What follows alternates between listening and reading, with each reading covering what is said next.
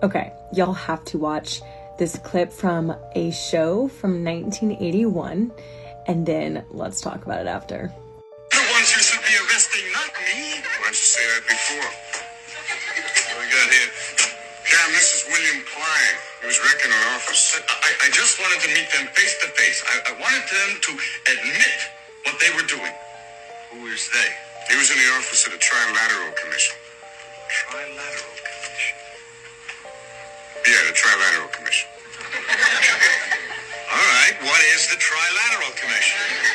It's an organization founded in 1973 by David Rockefeller to bring together business and political leaders from the United States, Europe, Japan, so they could work together for better economic and political cooperation between their nations. That's what they'd like us to believe.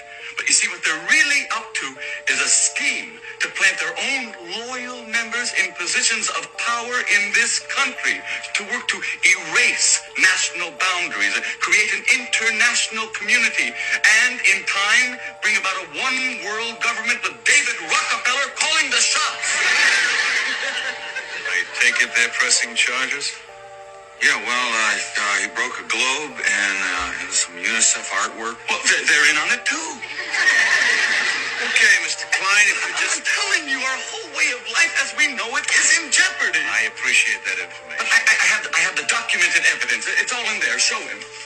Well, he's got these magazines here. Conspiracy Review, Suppressed Truth Roundup. The whole master plan is exposed. Yeah, well, You're still not convinced, huh? Would you like to hear the names of just a few of the people who have been on the Trilateral Commission? not particularly. James Earl Carter. Heard of him? Look, Mr. Klein. Henry Kissinger. You heard of him? Walter Mondale. Who? Mr. Klein is John Anderson, George Bush. Now, you remember at the convention, everybody thought it was going to be Ford for Veep. You know what happened? David Rockefeller just picked up a phone, put in a call. Hey, Ronnie, forget Jerry, it's George. Bye.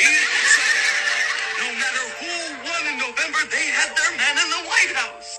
Isn't it interesting that he was sharing all this information about the corruption in our government, and they make him out to look crazy, of course. When in the late 60s, the CIA themselves coined the phrase conspiracy theorist to get people off track from actually knowing the truth and making those who are sharing the truth just look crazy. Isn't it funny?